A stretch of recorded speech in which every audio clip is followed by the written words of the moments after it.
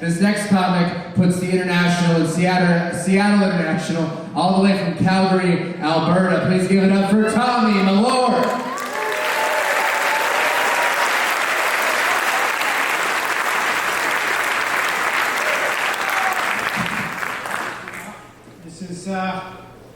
This is me. This is what I look like. I look like this all the time. And I'm bummed about it too. And I had a bit of a weird day today. It was a bit awkward for me. I was kind of exploring around and I went to a sex toy store. And that's awkward, right? Because I don't know if you guys know this, but people work there. And you know how weird that is when you walk in and you're like, oh, how may I help you? And I'm just like, oh, well, I want to come. You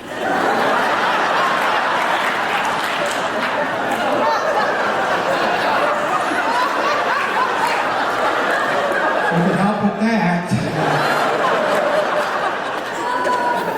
It's more awkward when you actually buy something there, because it's hard not to look like you're creepy. Like, there's nothing you could say to not look creepy, right? Like, you can't bring butt plugs up there and be like, oh, I'm not doing anything strange with them. That's what you thought. A lot of people look at my face and they think I'm creepy. I don't know if you guys were worried about that. I am.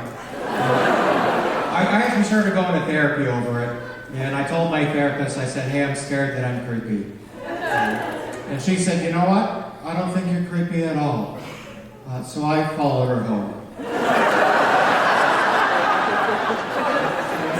You don't undermine me like that.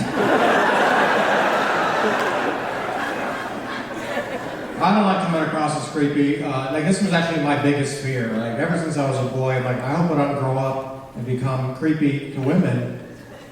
But then I looked in the mirror today, and I'm like, oh, fuck. And I don't want to, because I don't want to scare women, right? Because I love all women. I think they're all beautiful. I don't care what shape or size they are. I don't even care what junk a lady has down here. Right? I treat that like a Kinder Surprise. I don't know what toys down there. But I'll play with it. I treat genitals a lot like a Netflix suggestion. You know, Netflix will be like, hey, if you like women's vagina, you might like women's penis. And I'm like, yeah, I bet I will. I'm gonna give it a crack. And I did, and you know, it turns out it's a lot like when you go to a restaurant and you're like, I'll have a Coke. And they're like, is Pepsi okay?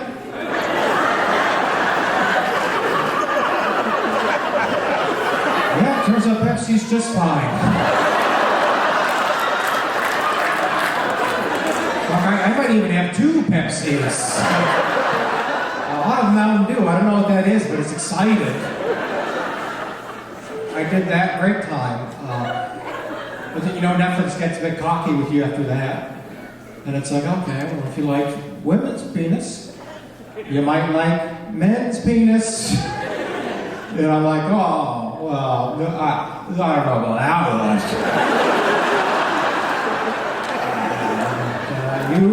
You were right the last suggestion. So I did give that a crack. Because, you know, we all tried new hobbies over lockdown.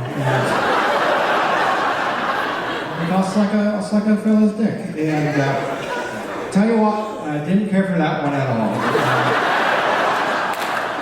I learned a lot, learned a ton about sucking. I learned this, hurts to do, didn't know that. Right? I used to say this to women. I used to look at them when they were doing it to me and say, hey, don't use teeth. It's not reasonable.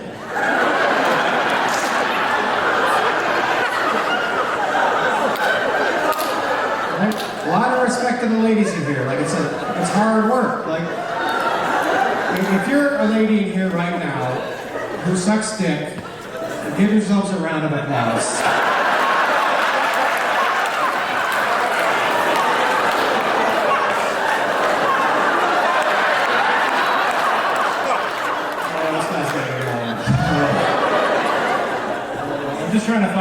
all are. It's really bad. I did it. I fucked up. I think I fucked up though, because after I did it, I remembered this. My friends, they always used to say this to me growing up. They'd be like, "Hey man, would you ever suck a dick for $1 million?" And then I did it for free. I fucking texted my friends in a panic afterwards, like, "Hey, remember that bet we had? You better pay up quick, because I'll suck another one." I don't suck dicks now. I'm a married man. I have a beautiful wife, and I'll tell you what, I'll never cheat on her, because I'm too scared to talk to other women. I'll never cheat on my wife. Like, even if I'm so committed to her, like, even if I had, like, a sex dream, I wouldn't do it. Like, even if in the dream the girl's like, "Hey, big boy," I'd be like, I have a wife. And then I'll wake up from the dream, and I'll be like, "Well, no, I could have fucked her." That's not cheating, that's fucking my own brain. That's not. No, my wife's everything to me. She's beautiful. I have a beautiful Asian wife, and that's all I ever wanted. Ever since I was a boy, like, I'd love to have a beautiful Asian wife. And I mean this in a creepy way. And my wife, she's Pakistani. And I'm like, that's not what I meant by Asian. But she's the best. She does get on my nerves sometimes, though, because she does this cute thing a lot where she hates white people. And that's tough for me, because that's 100% what I am. Right? But she loves to knock on white people. Like, anytime we're watching a World War II documentary, anything that Hitler did, I did that. Right? She like always points it out. She's like, "Look at that. You proud of yourself? That's white people. You're proud of the Holocaust? That's white people." And I'm like, "Okay, well, first of all, I'm not the one who married a white guy. Right? I married an immigrant. I'm a hero. Well, you're the one who married basically Hitler, I guess." It's cool though. We got married a year ago. We got married in Pakistan, in her home city. And when we got married, we got to wear like traditional Pakistani clothes, and it looks cool. It's like long flowing robes, or it would look cool on a brown guy. On a white guy, you look like a wizard. Which is kind of every guy's dream, I think, a little bit. I was a little bit worried though, because my wedding outfit included a turban. And I'm like, "Oh, I don't know if that's allowed."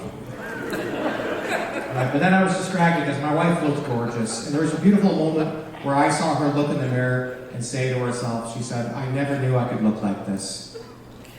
And then I looked in the mirror. And I had a turban on. And I'm like, "I always knew I could look like this."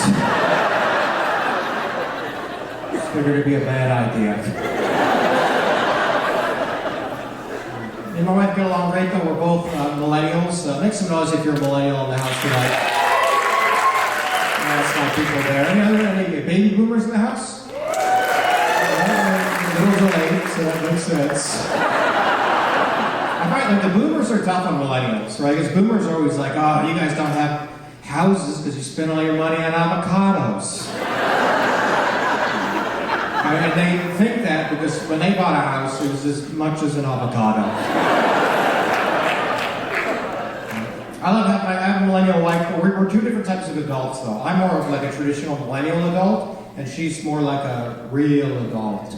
And it's different, but it's equal. Like, I'll spend money on things like Legos, you know, fun things we can do together, and she'll spend money on things like the house that we live in. And I gotta tell you, a lot of this was strategic on my part, because growing up, I had very conservative parents, and they would always yell stuff like, "Fuck the immigrants, they're gonna take everything." So I'm like, "Oh, I better marry one of them."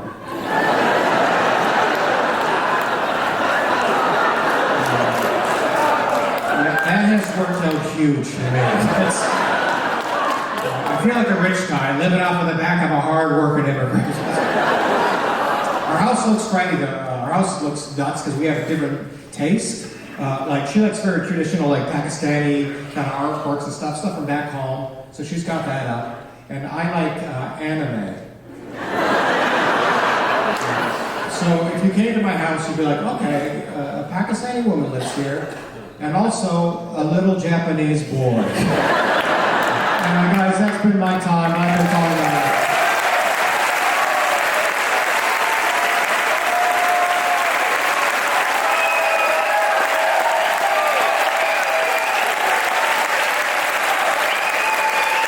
Good point for Tommy.